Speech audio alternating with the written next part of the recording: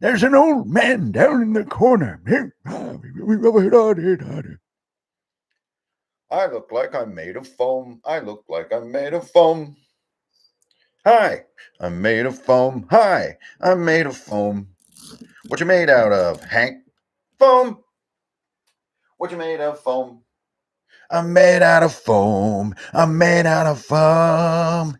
And I have plastic eyes.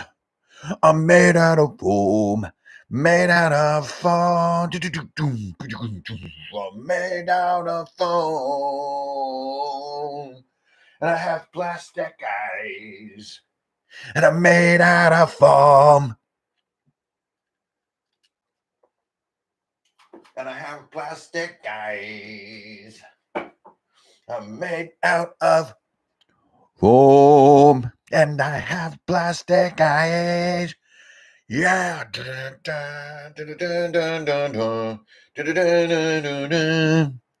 I'm made out of foam.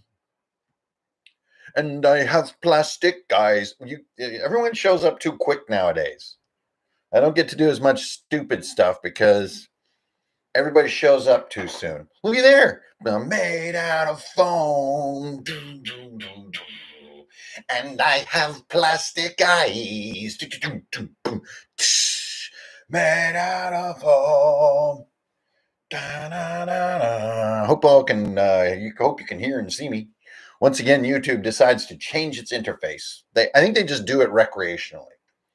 They'll start with something like, let's round the corners off on a button, and then they're like, let's rearrange the interface. Yo, what up? Hi, everybody. My name's Hanker and Fernale. Ingrid Bernal here.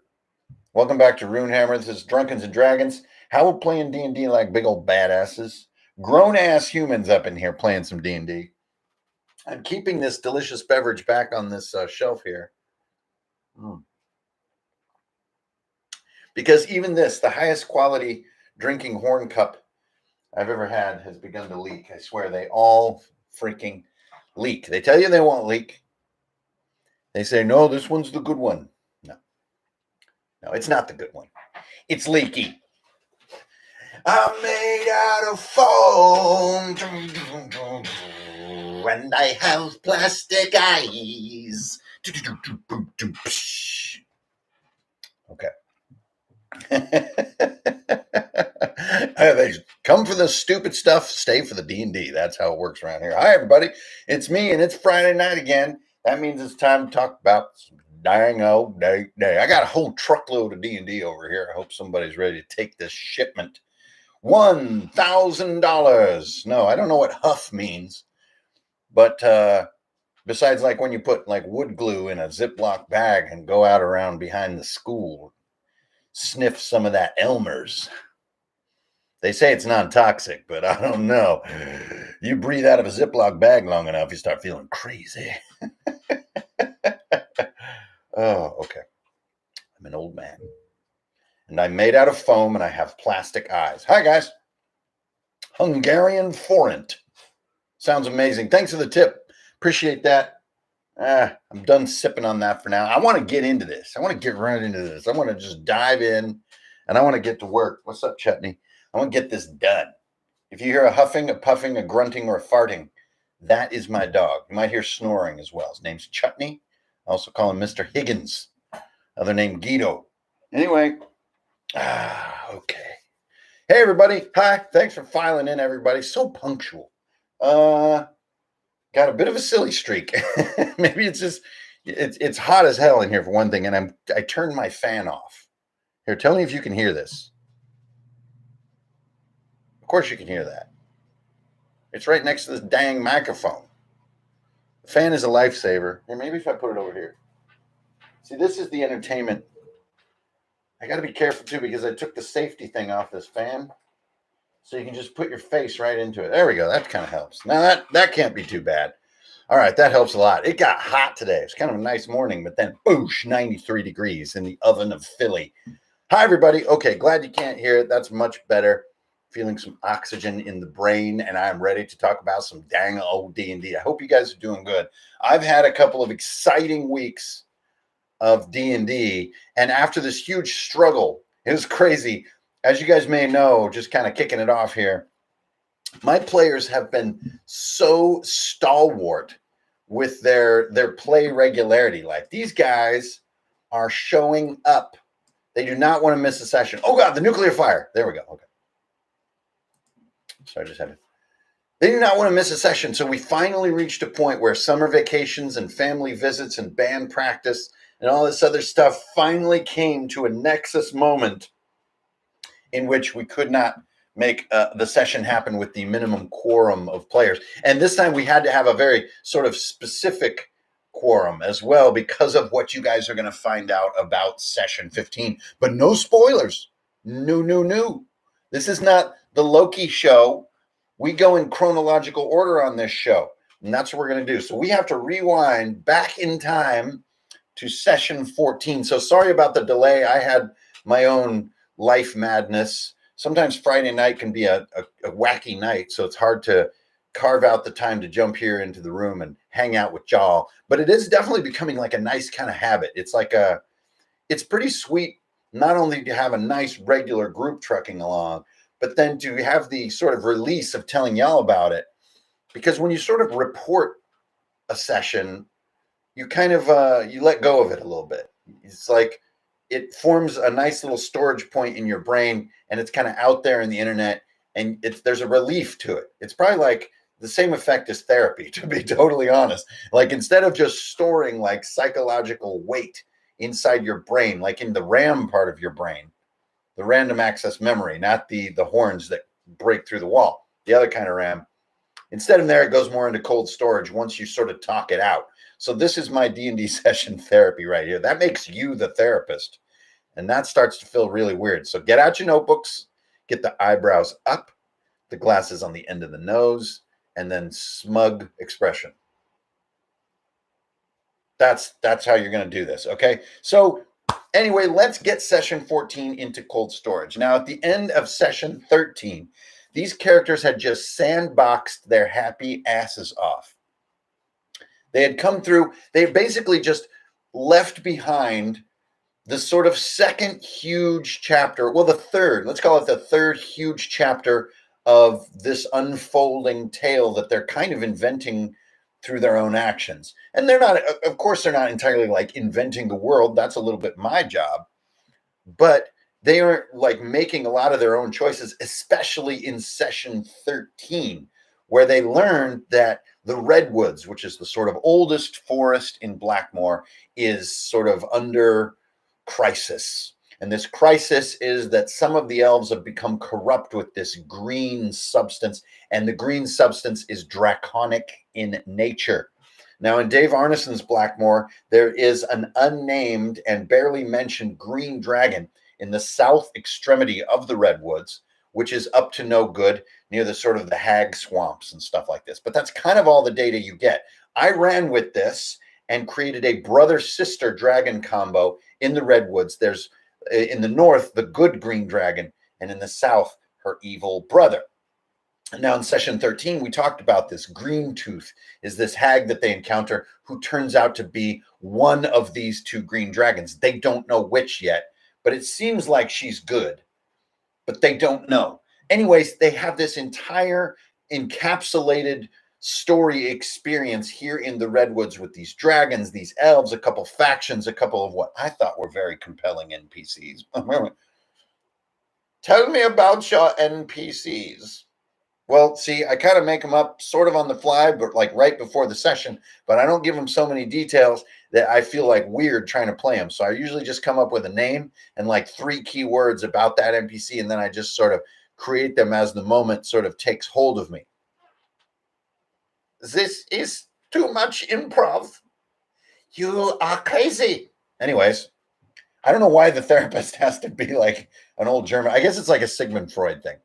Anyhow, there's this huge story chunk, which is the third chunk. The first chunk was like their origin, the mines and the mountains, the dwarves, the snow, the abbey.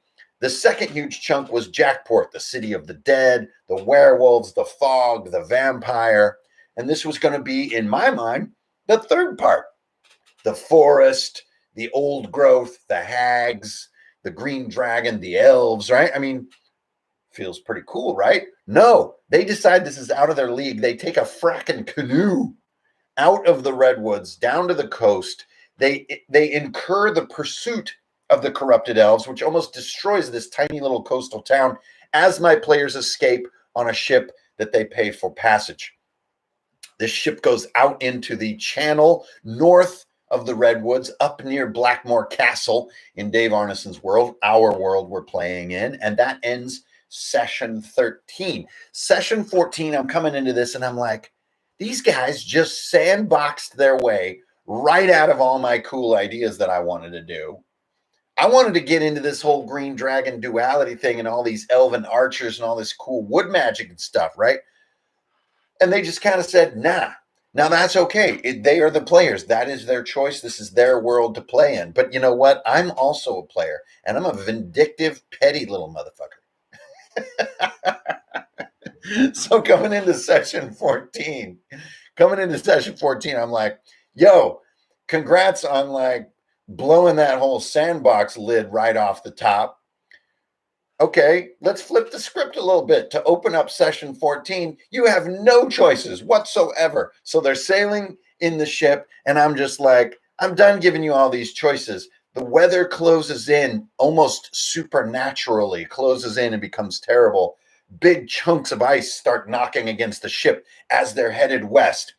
And two of the crewmates, there's only 8 crewmates, they go up to the front with these big long poles, and they're pushing these chunks of ice out of the way of the front of the ship as it's trying to make its way through the icy bay. And then one of them, you hear a crack, and there's a shake and a tremor through the ship, and you just hear, ah! And the 2 guys on the front of the ship disappear into the waves. And all that the players see is a tentacle slurping down into the water. So on the one hand, you guys can see where this is going. But on the other hand, I think this is a fun principle, which we're always looking for, right? To up our game as game masters, which is like variety, rhythm. So the last session was this huge exercise in player freedom.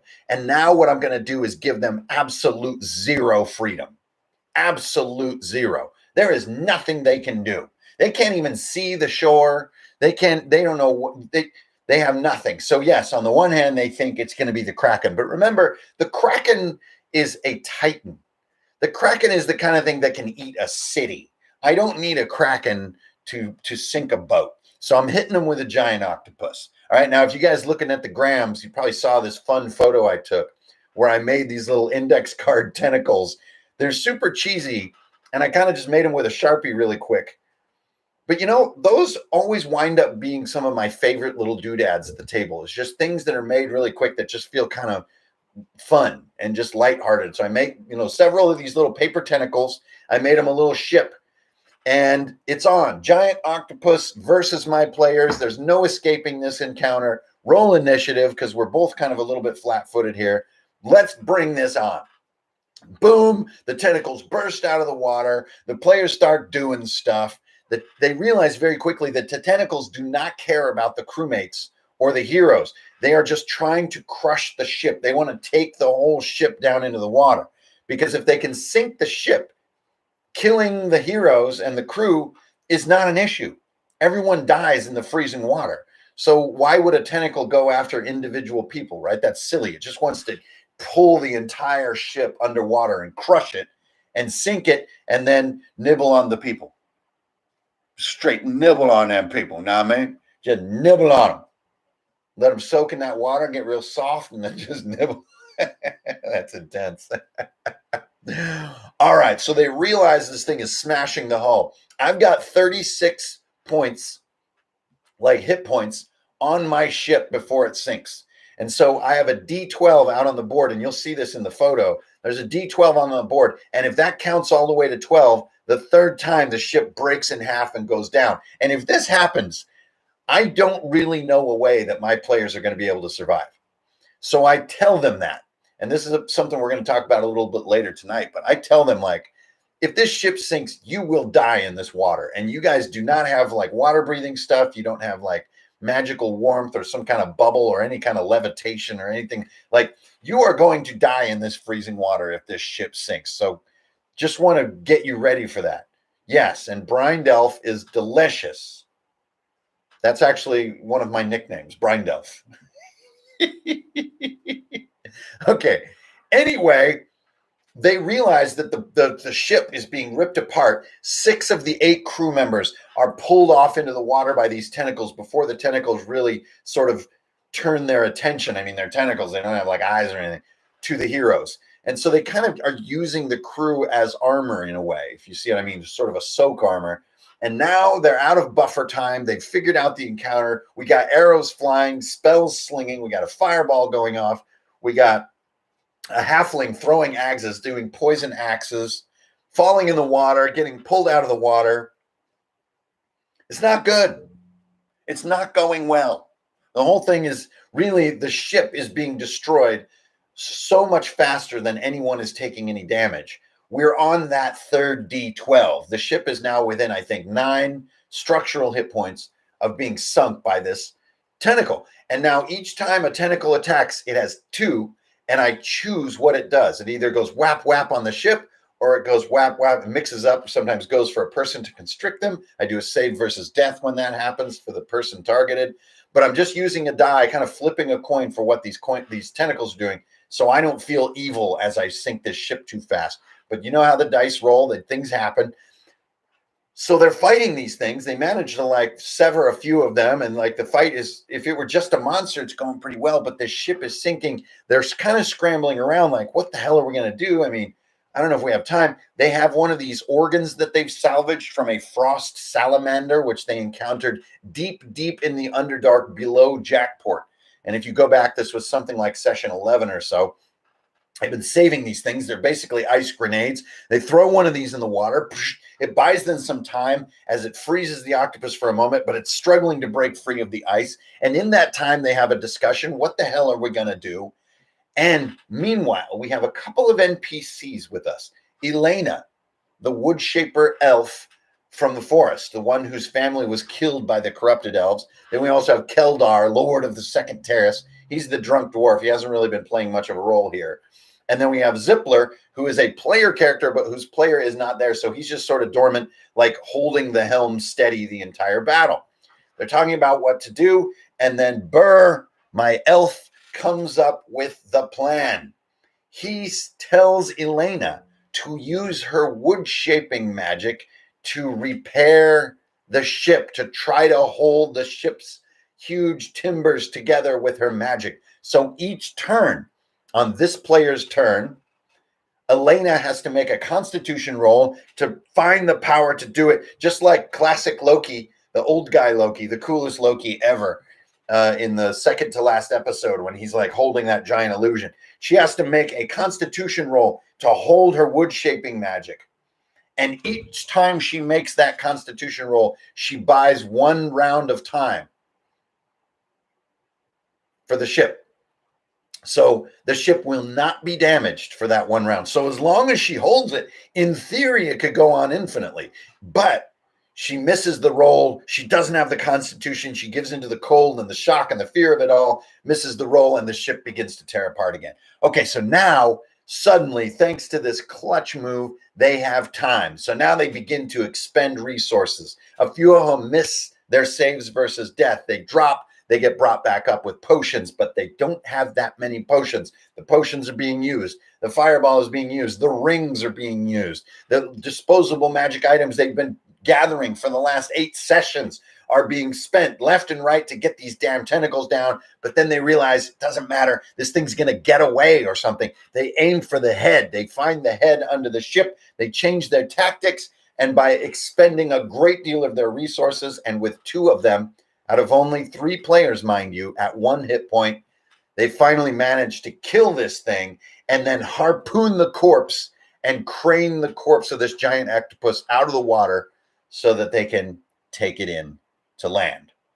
So they have survived this encounter mainly through the very innovative and something I had never thought of happening use of Elena, an NPC, to hold the ship together. And yes, this is the next scene that we look into here, Michael. So now my players are heading into Blackmore City. This is the largest city in Dave Arneson's world. It's about 70,000 population with this giant black castle that is partially abandoned up above the city. There's a bit of an ominous tone here. A bit of a Game of Thrones kind of tone.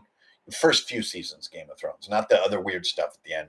And they come into this part of the city called the East Docks, where there are countless boats, and there's fanfare as they arrive, and the weather clears, because when giant octopi are in the sea, the weather always gets nasty, at least in my world. It's like some Dagon shit, right? Anyway, they're coming into the East Docks, dragging this massive octopus, which must have been terrorizing the shipping lanes for years. So they are, at least by the sailors and the fishermen in the area, they are hailed as heroes as they drag in this giant octopus. I want to TPK my party so bad. let's leave that one laying on the rugby field for now and get back to that later. That's gnarly. They come into the East Docks with this giant dead octopus, and everybody is so psyched, like, yes. So they begin to break out the casks. They're having a party because the fishing lanes are going to be open again.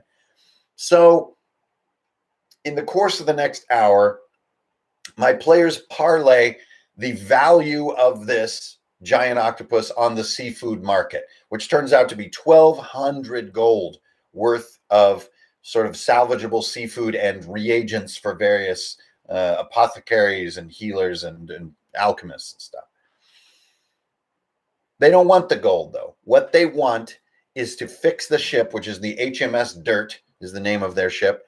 They want to repair the ship, and they want to put a retainer fee on the captain and the two surviving crew. His name is Captain Kidd. And so they expend this 1,200 plus just a little bit on the top, 1,000 to repair the ship, and then the 200 retainer, so that the guys will just stay at moorage, just like at anchor, waiting if the players want to leave the city in a hurry. This is what the retainer fee is for. So it's pretty brilliant. They've set themselves up with a getaway driver from the city of Blackmore. They have a ship just waiting in case something really bad happens and they just need to get the hell out of the city. Now, in my mind, as the game master, I'm thinking they're going to use this back door because they're planning on being little brats in this town. Okay, now we're going to put a pin in that and keep that in your mind for later. Keep a little post-it in your head for later. All right, so that's how that gets underway. Now I have a sort of carriage comes from the local brothel / tavern called the Foamy Frock. They offer as a thanks from the town, from the East Docks town, which is kind of part of the city. As a thank you, they offer a free night of revelry to anyone who will take it, but only Zippler, whose player is not there, and the other two NPCs, so non-occupied players, take Vilda, she's the hostess, up on this offer, and they go to the Foamy Frock for a night of rest.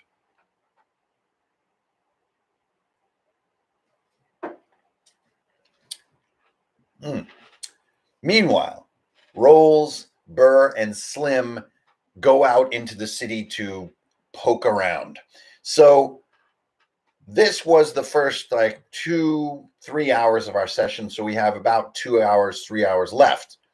So they get into the town and they clearly have different missions. And I need to just sort of sum it up because this really could take ages to tell. And, those of you guys who are just playing every week and playing a lot at the table, how in-depth this kind of stuff can get when you're introducing them to characters and storylines and things are being revealed and all this kind of stuff, the nuances of role play and the way it all happens, it can be extremely detailed. And so for the sake of not being on this stream for the next 3 hours, basically Slim and Rolls, the wizard and the halfling, wind up talking to the Shadow Guild. They follow a little boy named Mouse down into the underground, and they're sort of going to join the Thieves Guild But they kind of decide not to. They're more interested in just meeting this old guy named the Magister, who only sort of deals with the Shadow Guild. So they get their inroads there. They go to this old guy, the Magister, and there they're learning a lot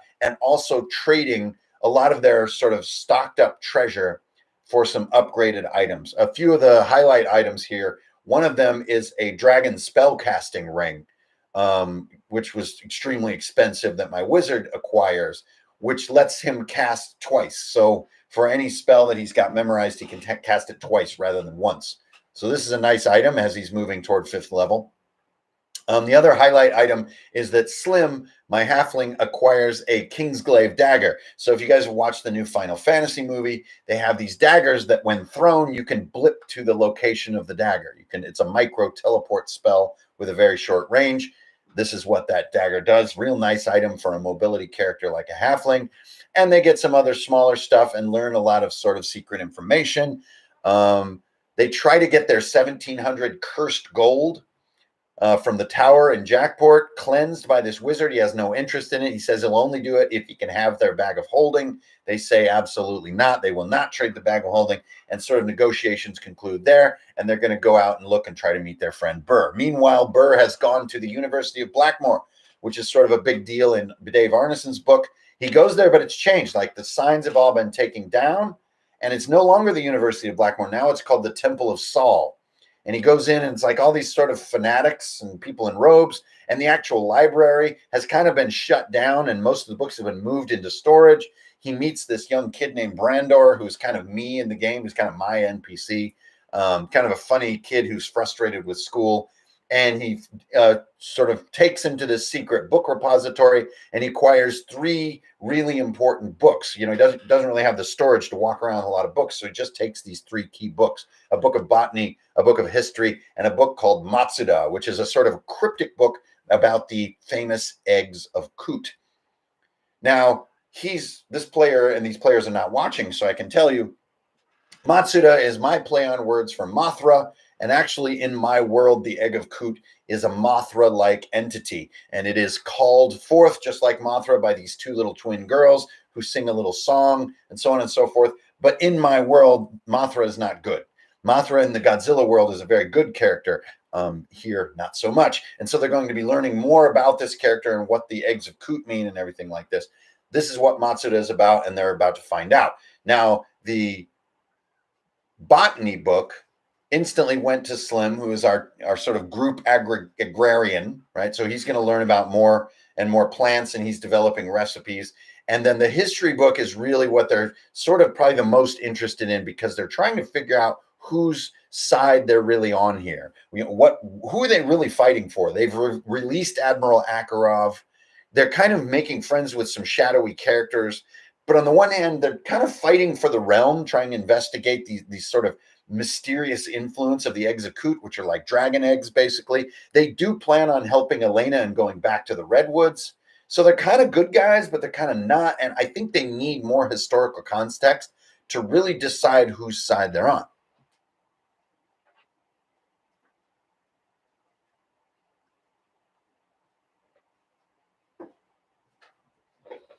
Groznor, the weapon has no stat block. It's just a dagger, a magical dagger, and you can blink to its location.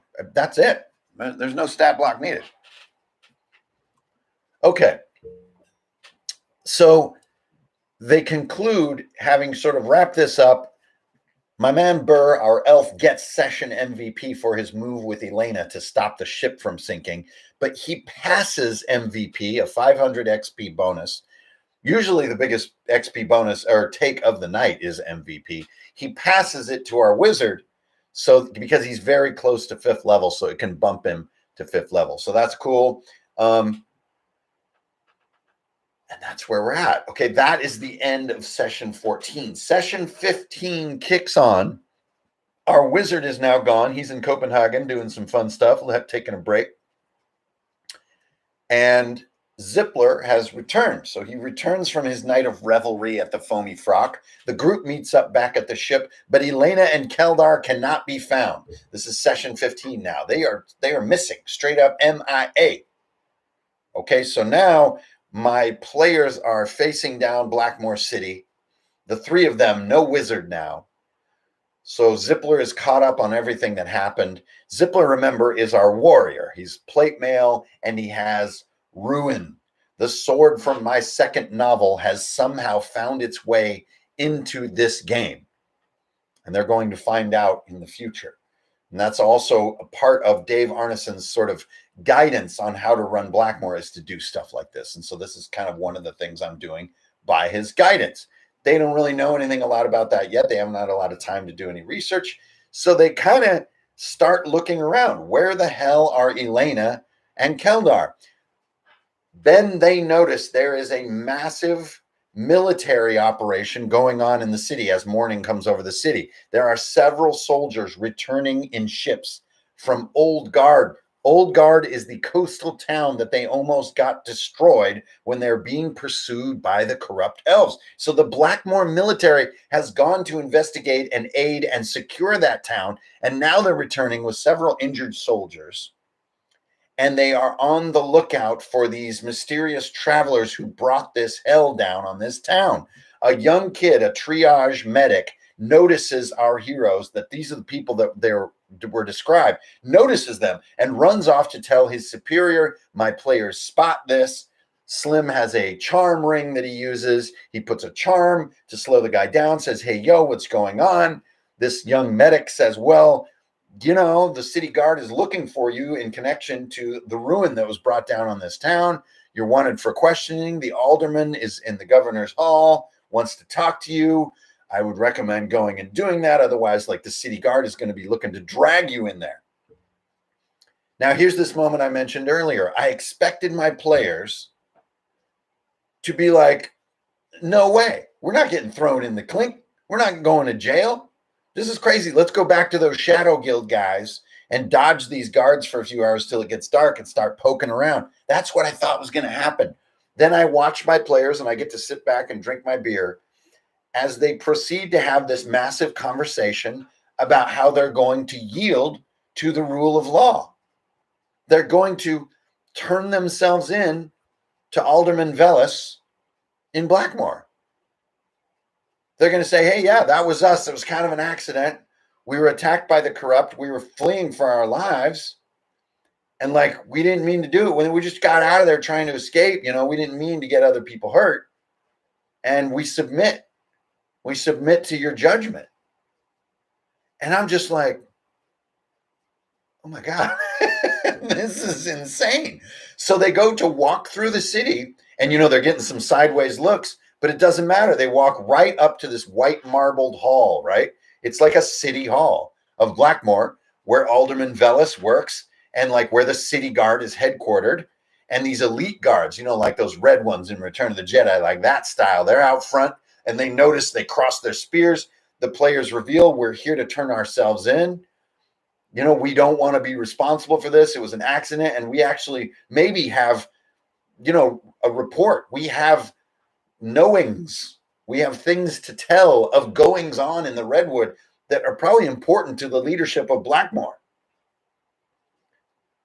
But we don't, you know, like, we don't want to be bad guys, basically. It's amazing. And I think they really could have gotten away with it, honestly.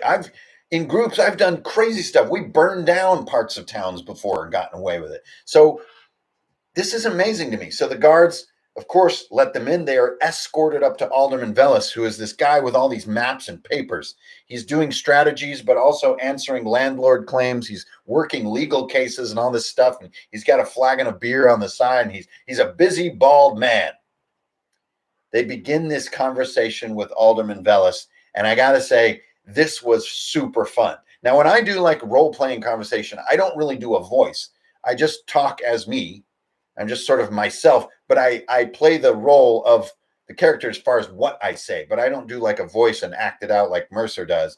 I use my normal voice, but I play the part of Alderman Velis in this case. And it was super fun because it becomes like a negotiation, it becomes like almost like a game show between them and me. So first thing, okay, before we get into the whole old guard situation, this is Alderman Velis talking.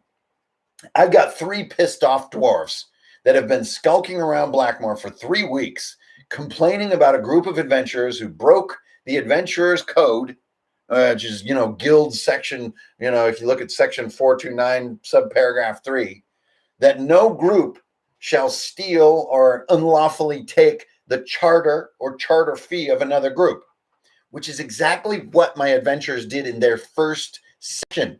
They stole a job from 3 dwarven adventurers and got the payout, got 1,000 gold payout that was legally the charter fee of those dwarves. And those dwarves have actually filed a complaint with the Blackmoor government to find my characters, my heroes, and imprison them until this 1,000 gold is repaid and the dwarves are made whole. So how do you answer these charges? And the players are like, yeah, we totally did that. We totally did that. It kind of just unfolded sort of fast. We kind of made some calls in the heat of the moment. Maybe they weren't the best calls. And Alderman Velas now is kind of irritated. He's just like, and poor kid, you're exactly right. He's like, I can forgive the 1,000 gold. The state can pay it for you and make these dwarves not only whole, but get off your tail, because these are not people you want to be trifling with. But you're going to have to scratch my back a little bit here. I need an errand done. Once we are whole on this agreement, we can talk about the bigger situation here, which is that you are wanted for some far greater crimes, namely the destruction of Old Guard, the dead that are buried there, and your role in drawing the elves to that town, which understandably there is a military situation unfolding in the Redwoods.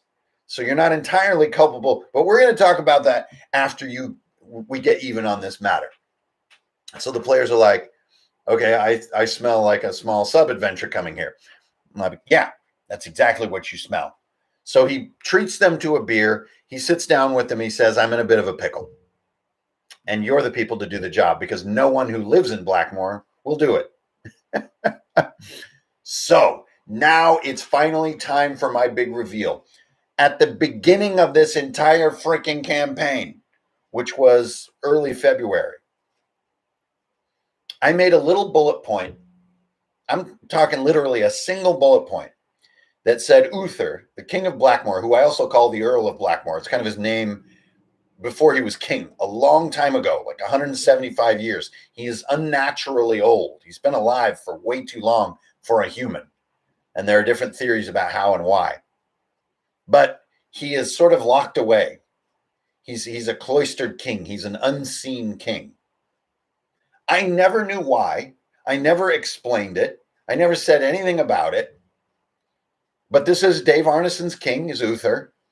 But I have a little bit different one. He's the Earl of Blackmoor, and he's this sort of cloistered away and like not seen very much. I never knew why. But as I'm coming into session 15, I had a spark, an idea of maybe what this could be. And so we have a penance quest, as poor kid calls it. Alderman Velas charges my heroes with this task: to find a way to get the king out of his chambers. So his chambers are way up in the sort of the abandoned part of the castle. And the sort of the main doors are from days long past. They are designed to like survive a siege. None of the city guard can get in to get him out of there. And he's been locked away in there for weeks. And without him, like the town is starting to wither. There is a way into these old chambers, but no one who lives in Blackmoor will go this way. And it's through the catacombs.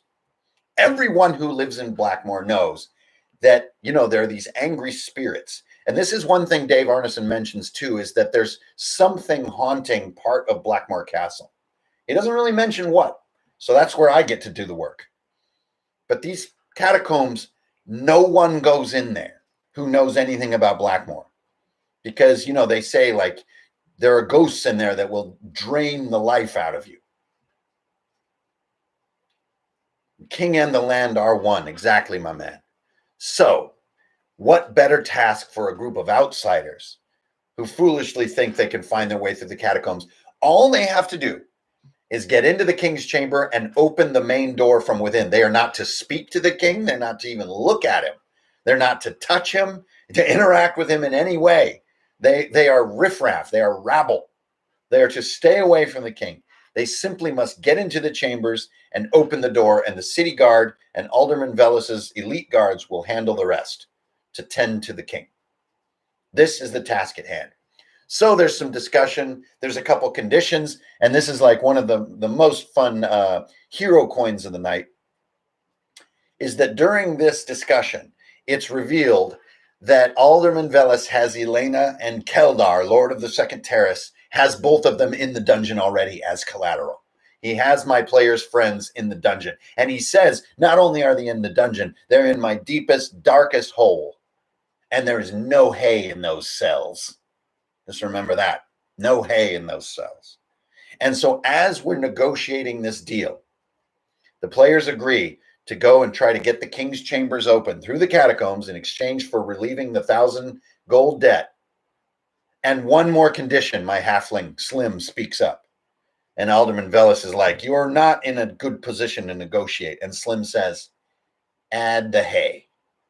I want the hay in the cells. That is D&D. That is being inside the world. And you know, it's such a humble statement too. It's such a humble and simple thing to say. It's not a dramatic speech. It's not using a crazy accent or like a funny voice or an acting degree. It's extremely simple. But you add the hay to those cells. That to me, and that gives nothing to my players. That doesn't make them cooler in combat or some sort of, you know, stereotypical thing you want in negotiations. It's purely role-playing, and it's purely inside the fiction of the world. And to me, that is some of the coolest shit that happens in all of D&D.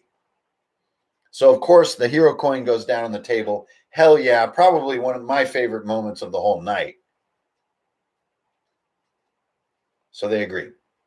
They go to the west side of the city, which is where only sort of gypsies hang out. And they're these jagged rocks where the sort of city was originally founded. It's kind of like the backside of the Red Keep in Game of Thrones. Like it's this kind of where the waves are crashing and kind of nobody goes back there.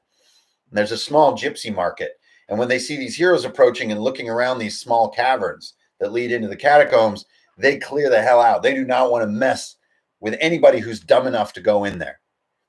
Like if those ghosts are stirred and woken up, things that should stay asleep, you do not want to be around. So they see all these gypsies like close up their little tents and like evacuate the area.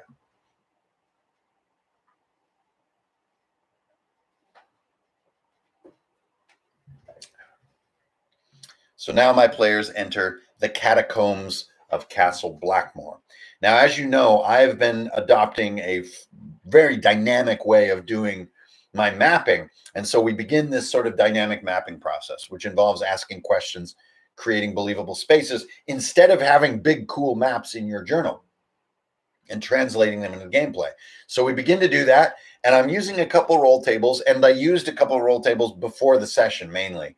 But I do use like the monster index in the back of the OSE tome. I do use the like potion index and stuff. Those index pages are pretty handy as far as just throwing down a D100 roll and using my sort of visual percentile kind of rule. By the way, I threw up new Dropbox links in the description of this video if you guys want to go grab that OSE hack document and the character sheet. So we're doing that, and let's see, right away they encounter two wraiths. Now, anybody who's played D&D for any amount of time knows wraiths are serious fucking business. My players have not played D&D for any amount of time, so they don't know. They think they're just kind of like ghosts. They go up, they're kind of messing with them. The wraith finally gets its first real attack and drains out a hit die from my halfling. Removes a hit die permanently. Now, my wraiths, I have a slight variation on them. So each time that they drain, they either drain you to the bottom of your current level of XP, or they drain a hit die permanently. That's the way they alternate. That way you don't overdo the XP drain. So bang, a hit die is drained. And these guys have they're like 4th level and they have 14 hit points. I mean, you need these hit points. So now he goes down to 11 maximum at 4th level. Brutal. Permanently lost hit points. They go up against the whites. They realize that only magical things can mess with, or wraiths, sorry, and they get through it. They use the horn of blasting, but the horn of blasting is so loud, it echoes through the catacombs, and they hear stone scraping in the distance, sort of around a few corners. I give them a timer on what that is. They know they've stirred something in the deep with making too much noise. They managed to defeat the wraiths, very low now on hit points and resources, kind of on a bit of a ragged edge. And they're going around these corners. And now the skeletons that they awoke from those graves arrive. There's 4 of them. There are 3 elite skeleton warriors and 1 skeleton healer. On this 4th skeleton's turn, each round, he waves his hand and all damage against the elite skeletons is healed. The players realize this in the first sort of round of exchange. Holy crap. And now Ruin is finally drawn. The great magic sword from my novel, which, if you know my novels, also goes back in time. It's a sword known by another name in the first novel. This belongs to Zippler. And for the first time, we get to see how this sword works in combat. The way it works is it calls upon its victim to make a save versus death by my save versus death rules, which you can find in the PDF that I linked in the description. So he doesn't do damage with this thing. When he lands an attack, it calls for save versus death. And then, so mighty and huge is this blade, it cannot be used 2 rounds in a row. Boom. So, Ruin is out in the open now, and he's just slicing these things in half. Then my archer gets a pretty good roll with some arrows, but then the skeletons come back. We have an exchange. They manage to get rid of the skeletons, but now they are truly on the ragged edge. Then we begin talking out the rest of the catacombs. They move around these couple of tunnels, and we'll talk about this system in a second. They find the sarcophagi from which these skeletons came, from which they were roused. They find them, and then they find a narrow channel going deeper into the catacombs. And now, unfortunately, because of some house-sitting situations and stuff, we have to call it a bit of an early night. So only about a 4.5-hour session. Just about 4.5, 5 hours. And we have to call it a night right here mid-catacombs. It really would have loved to finish the catacombs, but we need an answer on how many catacombs are left. Remember, we're not going by a fixed map. And if it's going to be this freaking dangerous, more wraiths, more elite skeletons, right? That's what's in here. How much further is this? And this is a question I can't ignore when it comes up at the table. And so we say, how many ascents, which you'll see sort of what I mean here in a minute. Because remember, they're going up to the upper part of the castle through these catacombs. So how many more ascending rooms will they have to go through until they reach the king's chamber? And I have a D12 in my hand. Now, this could be one more. It could be literally like one more ascending room, and they're high enough, like a spiral staircase would be a way that one room could go really far up, right? Or it could be a 12, meaning that rooms barely had any elevation change as you're going up. This map does not exist. We are asking how far it is. And the stakes on this roll are higher than anything else in the session. If it's a 1, this is very survivable. They'll be at the king's chamber in no time. If it's a 12, there's almost no way they can survive all that must be lying in wait. So I hope everyone can see clearly, like, the stakes on this D12 roll. So I'm holding it up like this, just dwelling on it. I hope everyone understands what I'm rolling here. And I'm looking around the table for eye contact. Does everybody understand what I'm rolling? I'm about to create this map, the size of it, with this roll. We roll the dice, we get a 7. So somewhere in the middle, but very difficult. 7 more ascending rooms must be traversed to reach the king's chamber. And with that roll, the session concludes. Nobody gets any XP. Nobody rests. They're mid-catacombs, mid-delve, as we like to say. And the session concludes. That is the end of session 15.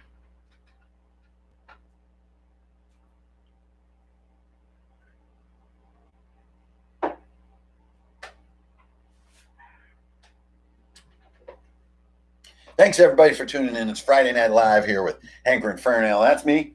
Welcome back to Runehammer. Thanks y'all, 160 of you, for chilling and talking about D&D and catching up on my game of Old School Essentials. Once again, in the description of this video, you can find Dropbox links to my OSE hack, which is the rules hack that we're using right now in a PDF form, just free for y'all, and the character sheet that we use. So if you haven't grabbed them, grab them, give them a look, and tell me what you think. And it's going to be more material coming from me in the near future using that rules hack. And that's all I'm going to say about that for right now. Thanks, everybody, for tuning in. So let's get into the second part of this live stream. You know what I'm saying? That is 2 sessions of gameplay wrapped up for y'all, and it took me about an hour to do so. And hey, everybody. We'll get to some Q&A at the end of the show tonight. Yo, John Harper's in the house. My man, what's up? So that's the last 2 sessions. Now think about this just for a second before I jump into the next piece here. 15 sessions in just over 4 months. That's insane. These guys do not miss a week. So we have gotten so far into this campaign in not that much time, which I know is a little bit of I might be rubbing it in some of y'all's faces because you were wishing your game was kind of that even, because I know I've always wanted a group that's that consistent.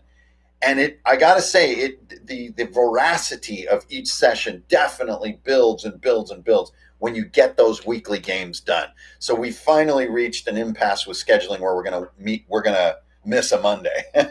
So yeah. And we're doing, but 5 hours is our average session, and 6.5 hours is a bigger session. So we'll usually play from 6:30 to 12:30.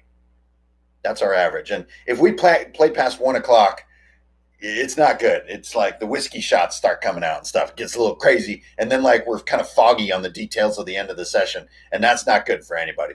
So we're kind of learning better and better kind of when to call it off and when to stay sharp and kind of good stuff like that. So it's been a real crazy journey as far as these 15 sessions.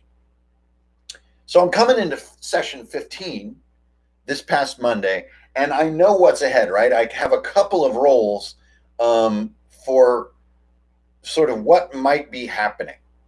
And I warned them when we were going into session 14 that hey, beware, freezing cold water is something that can really kill. Haven't really ever had characters die, ever.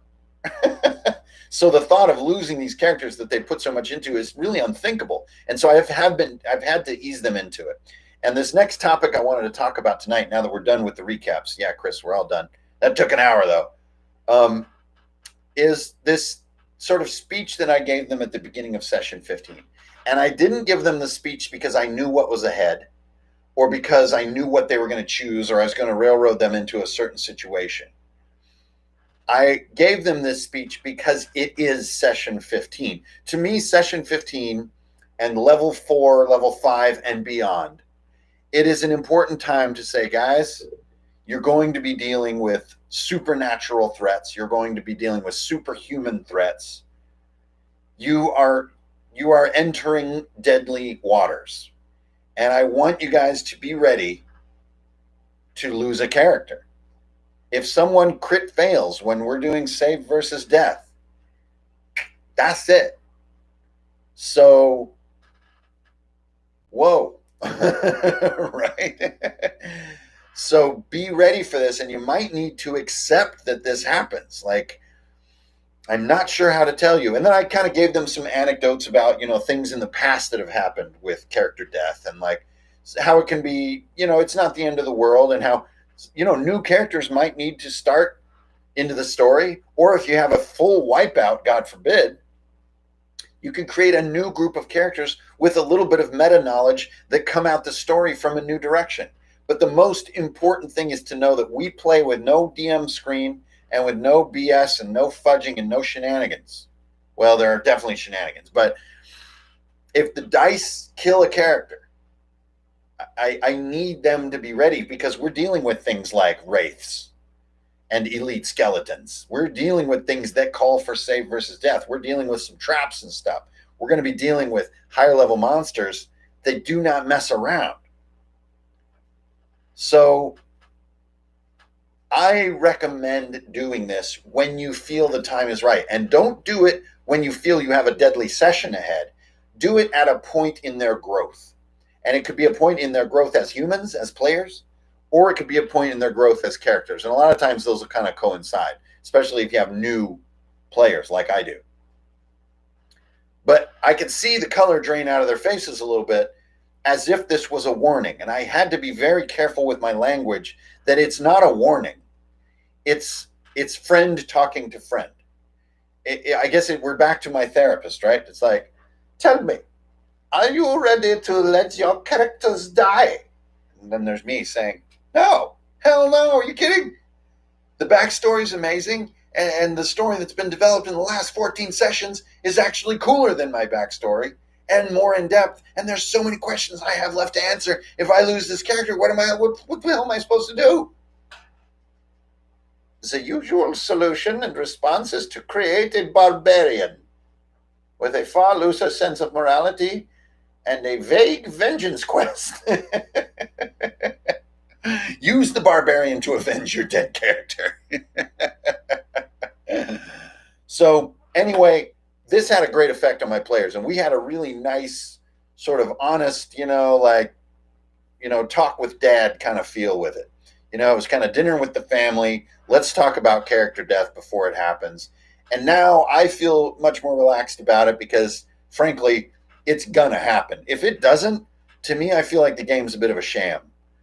If you can just cruise through level 5 through 10 and no one ever dies, something's afoot here. Either they're playing pastoral kind of, My Little Pony style D&D, or you're like nerfing your monsters or your rolls or something. But even retreating has limits. You can't just retreat all the time. You get in confined situations like that boat out in the freezing water, or when the door slams shut. You can't always just retreat. They've retreated a ton in this game, but there's going to come a point. All right, so that's my first sort of meta piece tonight. I wanted to talk about having the deadliness talk with your players. It's a very family dinner kind of a thing. It's the talk. Yes, it really is. It's like a birds and the bees kind of moment. And you need to get out your sincere hat and really be careful with your language and drive this stuff home. And that way everybody is freed to enjoy and lament this occurrence when it happens. Okay, so before we get to the Q&A, let's talk about this mapping with questions method that I've been using. I'm getting a lot of inquiry about how this works and where it's documented. Now there's, yeah, exactly, John. I totally agree. The victories are exactly countered by the dangers. It's just like when you're out on a road trip. The really fun parts of a road trip are only as joyous as the worst parts of a road trip, like where you get a flat, run out of gas, hit terrible weather. The worse sort of the adventure parts of the road trip are, the greater the sort of the fun vacation-y parts are. They go like this. And you can have it in the middle where nothing ever goes wrong and nothing's ever that fun. But that's not a road trip of legend. This is a road trip of legend. So I totally agree. And this is not beating up on 5e. No game system is deadly or not deadly. It is the play style of the table that is deadly or not deadly. No system is easy mode. There is no such thing. It is the boogeyman, and it's some kind of way of putting down a style of play. 5e can be just as deadly as anything else. It's a matter of style, not systems. Systems don't tell us what to do. All they do is provide frameworks. 5e can be absolutely deadly. Yeah, and it isn't a matter of I'm killing a character. And it isn't a matter of, oh boy, aren't TPKs cool and I want this to happen. It's none of that. I don't want my characters to frickin' die. I love these guys. But I have to be faithful to the roles.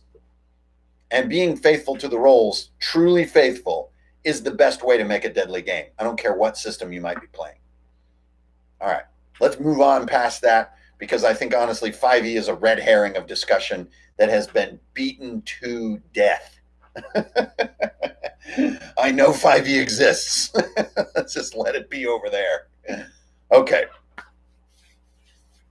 So the mapping with questions part is what I wanted to talk about before we get into sort of Q&A and flim-flamming.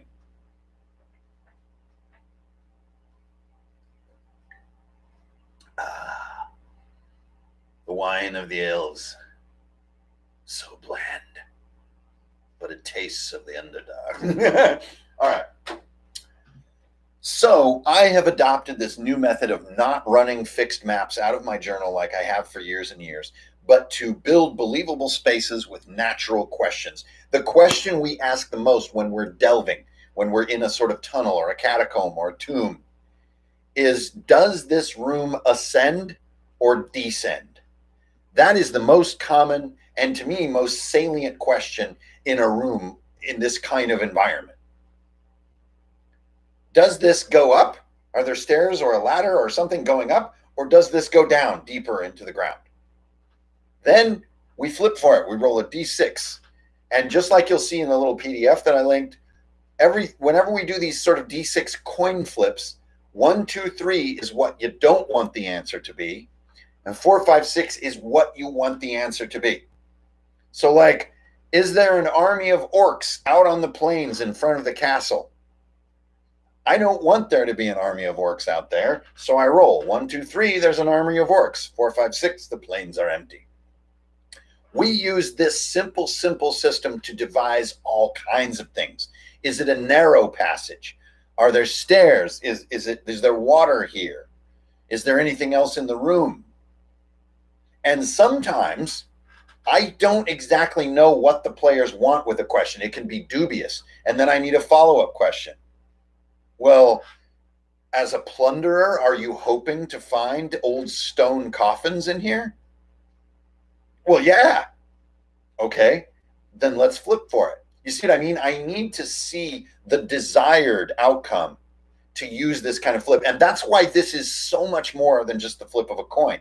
It plays upon the desire of the question asker to get its results. And this is how you can get so many interesting results from this method with a little bit of improv and a little bit of like game master familiarity with where you are. So when I'm, for example, in a catacomb, I know there are going to be rough cut tunnels that the architects didn't fully finish. I know there are probably going to be areas with tools where this thing was built.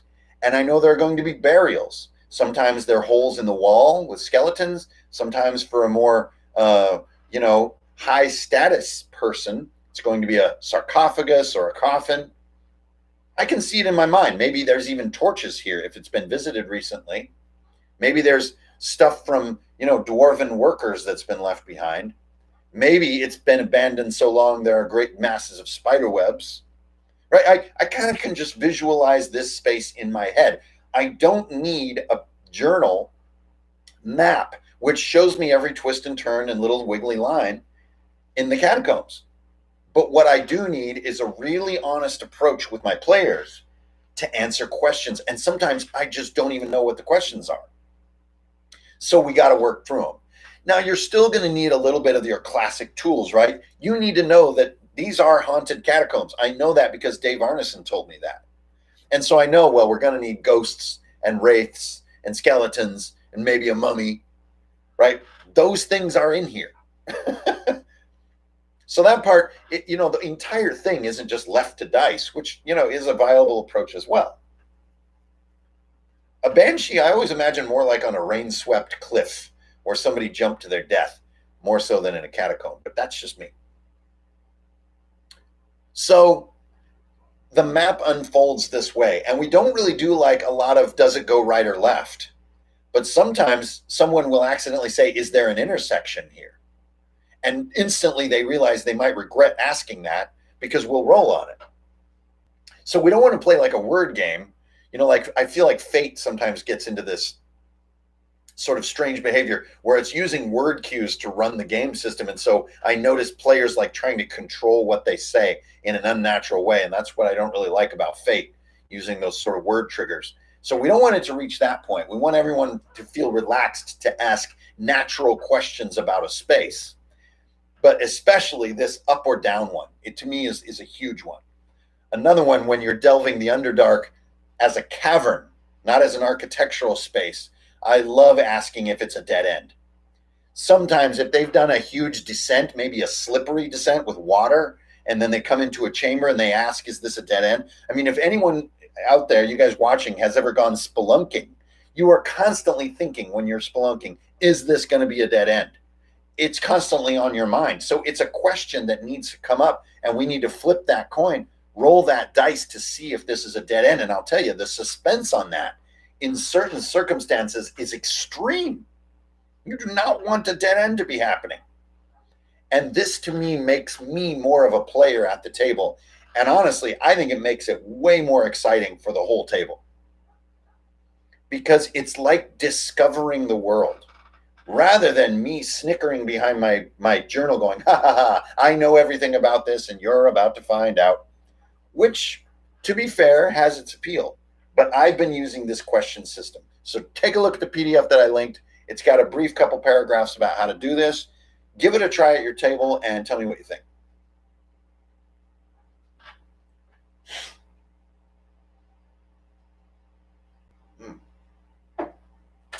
Delicious. The grapes of the Drow, dusty, pale, and flavorless. So give it a try and see. I think really the challenge isn't in using the system. I think it's a challenge in the most important skill that a game master can have, which is honesty and transparency. Being like, you guys, I don't know. Is this a dead end? I don't know. Now, at first, it may seem like your GM style is a sham, bro. Like, you're just admitting the stuff you don't know. And at first, it probably will feel like you're a freaking sham. But as your group and your table gets used to, this is what the game is. Not this myth that I am an omniscient game master and I will let you tour my incredible world. To me, that is a myth that can lead to an unhealthy life for the game master and sometimes unrealistic expectations for players. Whereas just kind of trucking along and being honest is fun for everybody at the table. And then, boop, the wraiths pop out and we have a combat encounter. And somebody asks, is there any cover in this room? Like a pillar I could hide behind? Great question. Roll the dice. Obviously, they want cover. So a 4, 5, 6 means, yeah, there's a pillar here. A 1, 2, 3 means, no, this room is carved without supports. There's no place to hide. You see how you can use this again and again and again to get more and more and more detail in your world as it's created. Now, of course, some players are going to meta this. They're going to ask questions on purpose to try to get features they want in the world. And I say go for it, because they still have to answer to the dice gods. They still have to get that roll. There we go. That is my mapping by questions method. I hope you guys give it a try and throw it down on your table and holler at me. Hit me up on the grams or email me, whatever. And let's talk about what works and what doesn't work, and let's fix stuff. I weight the die rolls in some situations. Absolutely not. I do not weight die rolls. It's a D6, and I don't like to modify that unless it's something so freaking far-fetched. Then sometimes we'll do a 6 only. A 6 only.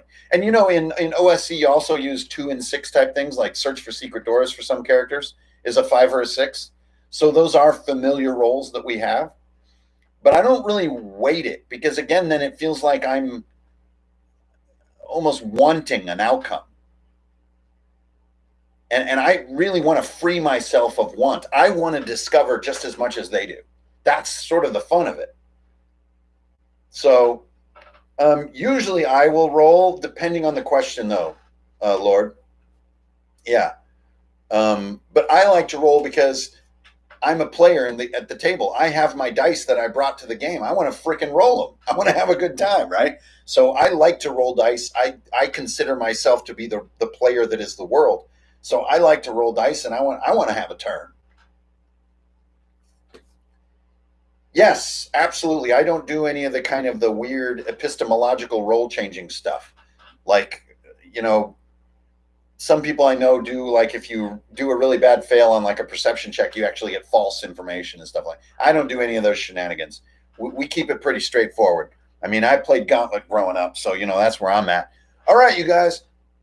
that's it. That's all I got in the old notebook for tonight. Still using this Swordfish Islands notebook. It's turning out really great. You know, hexes are so weird, but they kind of get your brain turning in a fun way. So hey, there's that. I just knew them from BattleTech. That's that. Let's get into Q&A. So put your the word question in all caps, just like old Jonathan Masters has demonstrated there, and I should be able to see your thing. That cup is now empty. And you know what that means. All right. Well, easy does it. Okay, Jonathan, although you don't pre-draw, yeah, you get the party to sketch a map as it unfurls. Yes, we do have a party mapper. And their maps are copious and detailed. They all have notebooks and they all have insane amounts of notes. My group is crazy with this stuff. The number of the beast. Thanks, Azimuth. Appreciate that. That's a beer right there. Here we got Prom Wonton. Oh, yeah, man. Nice to see you. Welcome. Where's the link, Doc?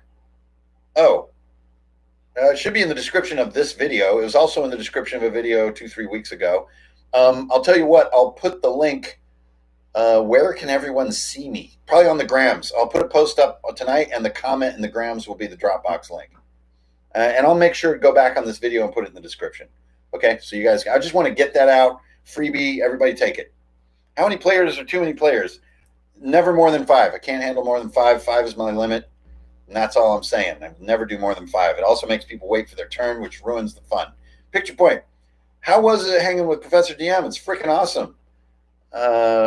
Professor DM is a super cool dude up in North Jersey, and he treats me right, and he's a nice guy, and he's my ally. And look for us to be doing things in the future, like battling to the death. I don't know. But yeah, he's cool. He's great to hang out with. He's got a lot of cool thoughts on the whole mess. Good to see you. Hey, what's up? Have an example of a play section. Are you going to have an example of play section? Oh, yeah, sure. Yep. I'm not a huge believer in those, but yeah.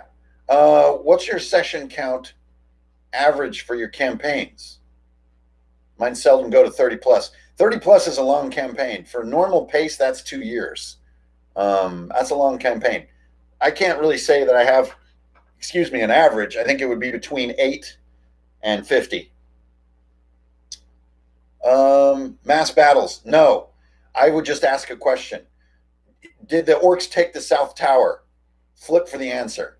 Yes or no? I would not get into the mass battles. Mass battles are backgrounds for hero things. They would just give context for things the hero need to do. Are the orcs winning the war? Flip for it. Yes? Okay, well, they're actually rolling a bomb in from the forest. Let's go defuse it and sabotage it before they get here to turn the tide of the battle, that kind of stuff. Did you tell your players it's a good idea to take notes? Absolutely. I said taking notes is one of the funnest parts of D&D. Go for it. And then I got one of them a really nice notebook because I knew he wanted to be the mapper, like a grid notebook, and the other guys just wound up getting their own notebooks, and the party rocks on. Will we be able to get a physical copy of Master Edition? You will. Stay tuned for that.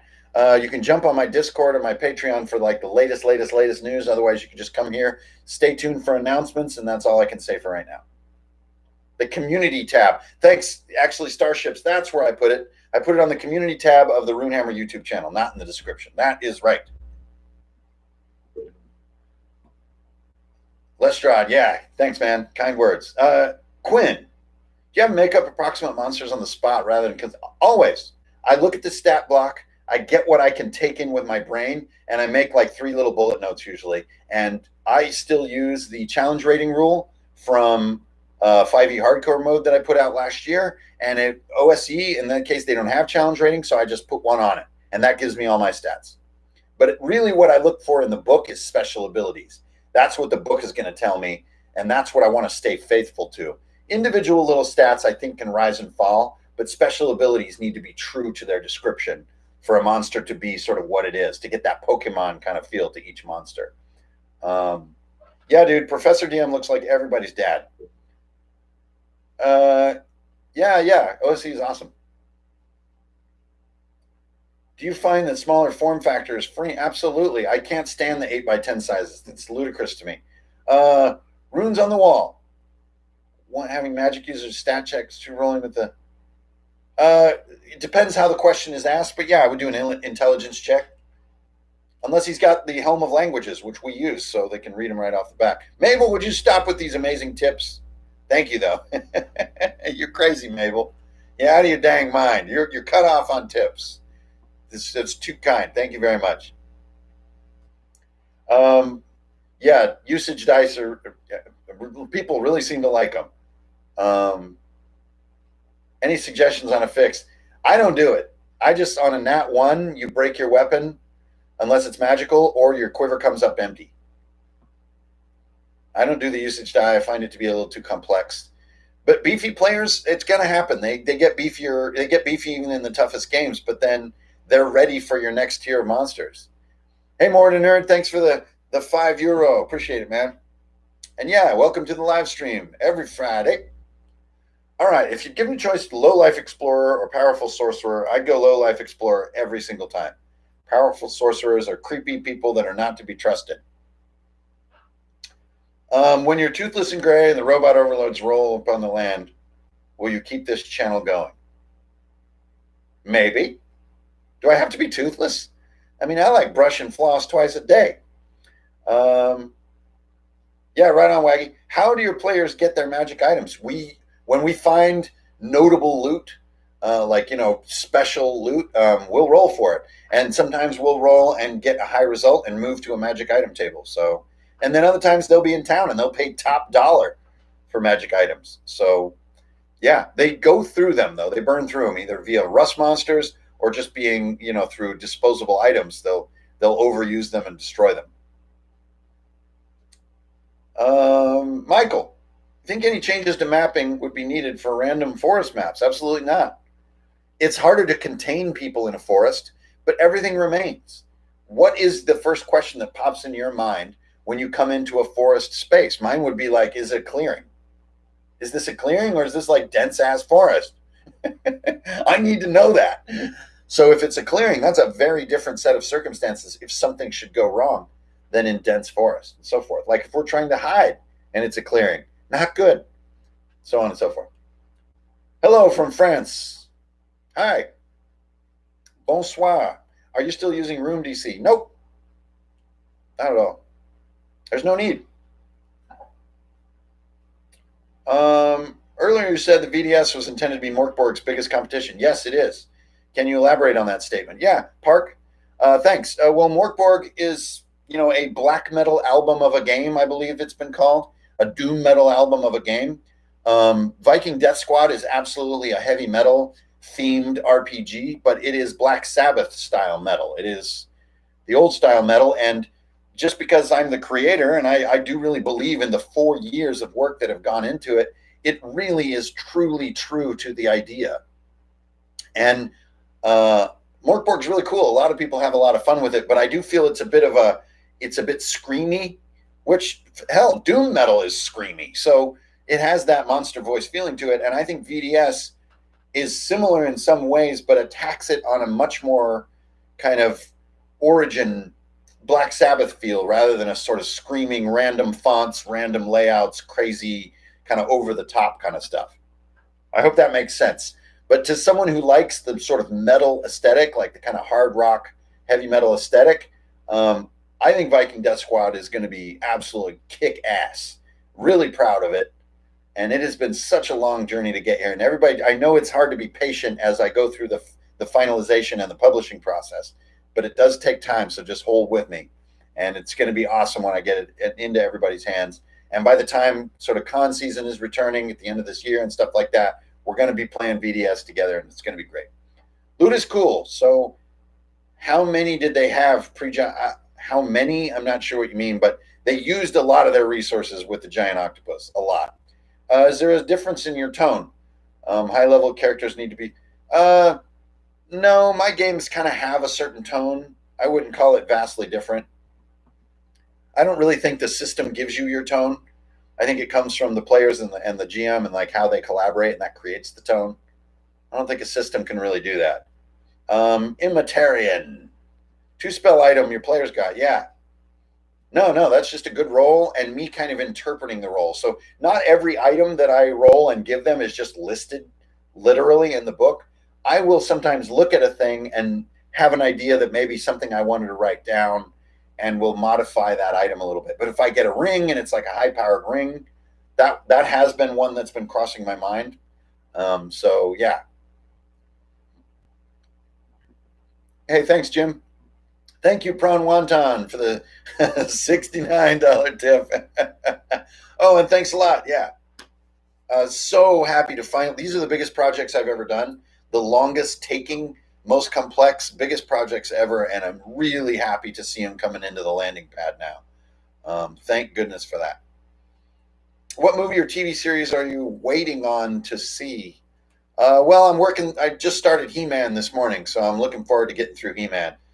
Having a great time with it so far. I love how they're kind of twisting everything. Will you release a music inspiration style playlist along VDS? Yeah, sure. Why not? There's also a whole set of tracks that I made for VDS session music that are on VikingDeathSquad.online. The Rune and my house band have a gig somewhere else tonight, or I don't know what that means. You mean the legendary Roots crew? Have you thought about adopting any of the advanced OSE stuff? Yeah, sure. Maybe someday, but don't really feel that I need it. I really work from the basics and build to table. Is there a mechanic that defines or sets the tone for Viking Death Squad? Absolutely. I mean, it's a D6 game, uses between 1 and 66 for almost every roll in the game. It's very fast, very volatile. There are no hit points. Yeah, kind of crazy. And it's got a flavor that's all its own. I think what made it so hard to create is that it doesn't really play on any fantasy or science fiction tropes from something else. To me, it feels extremely original. The entire game project is inspired by the song War Pigs by Black Sabbath, and that was my root of creativity, and I had to work from that root. Do you have an advanced copy readers list to help crowdsource editing and review? No. I don't do any of that stuff. I don't do advanced crowdsource anything. And I have a few proofreaders that I use that are trusted individuals. And that's about it. The whole sort of crowdfunding thing is just kind of not for me. That's just sort of not my jam. Why did you stop Room DC? Because it's not needed. Room DC is awesome in index card RPG. Works great. Works great in 5e too. But with roll under stats system, you really just don't need it. Do you think you'll ever go back to using tabletop terrain and minis? I don't know. Sure. Life is long. I mean, we use minis. Hop on the Instagram. Take a look at how I'm doing it nowadays. You mentioned negotiating those flips with everyone at the table. What is it you're negotiating? The questions. Sometimes we want a very specific question so that we are careful about the results. And so we call it negotiating. It's like, is everybody feeling this roll we're about to make? Does this feel right? I call that negotiating.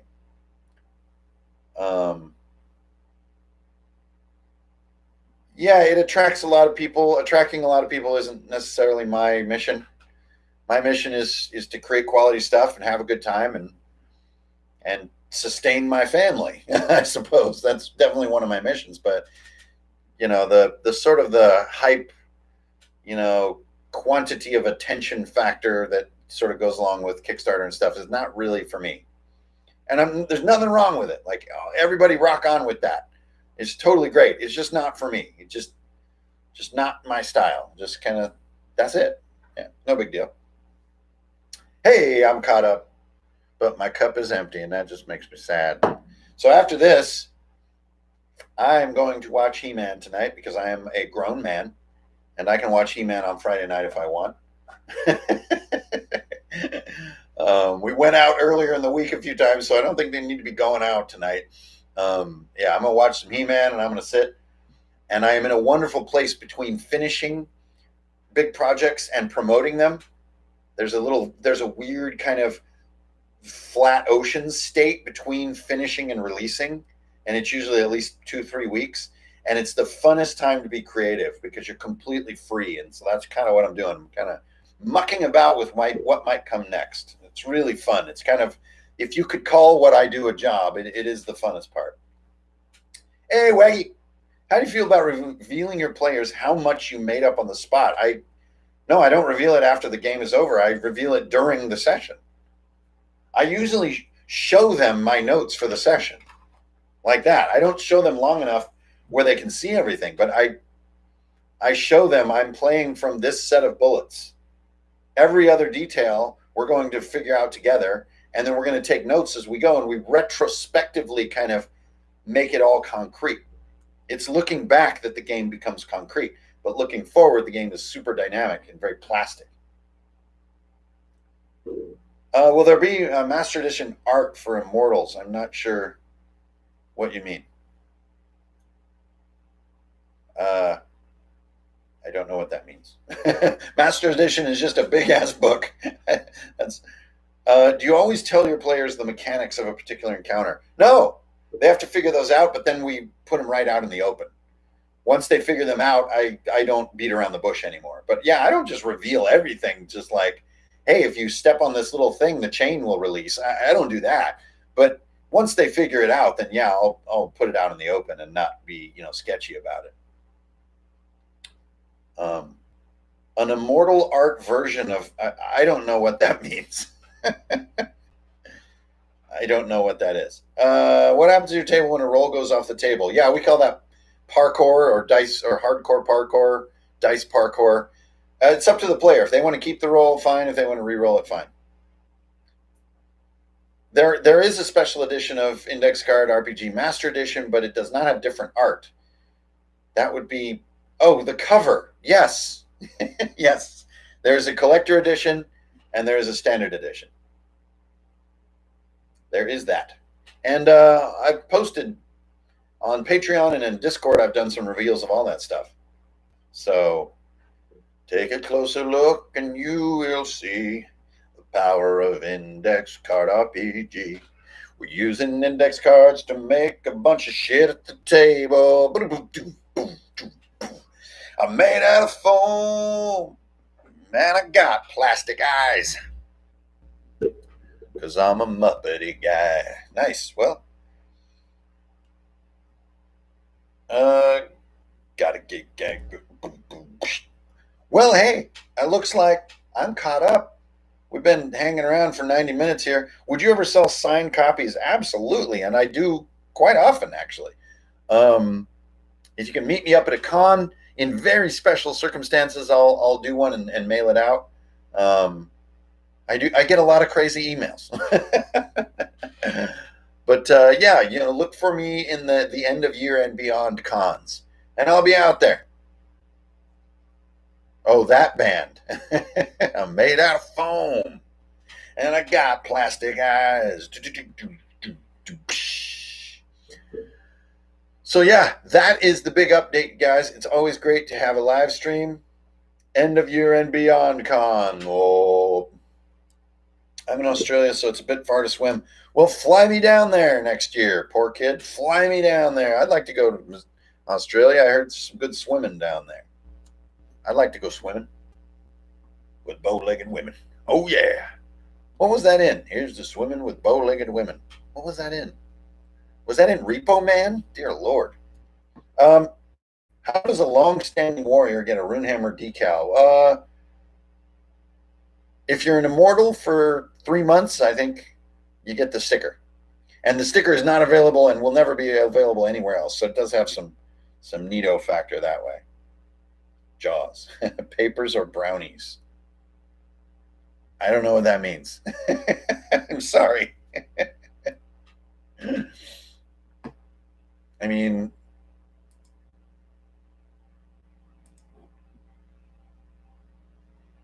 papers is like money. I have no idea.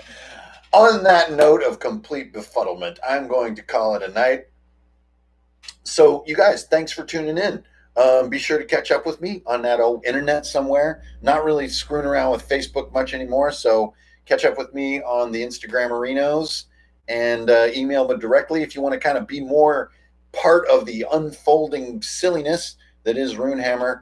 You can be a $1 patron and join our Discord server where I make like all my sort of daily, semi-daily announcements about all the stuff, and where we also just sort of shoot the shit. So there you go. Thanks for tuning in, everybody. I'm going to get out of here and go do the lifing things. Nice to see y'all, and I will catch you next Friday night right here. Same bat time, same bat channel. Thanks for the tip, you guys, and see you next week. Have a great weekend. Make this world just a little bit more better than you found it, all right? See you next time. I'm made out of foam, and I got plastic eyes. Made out of foam.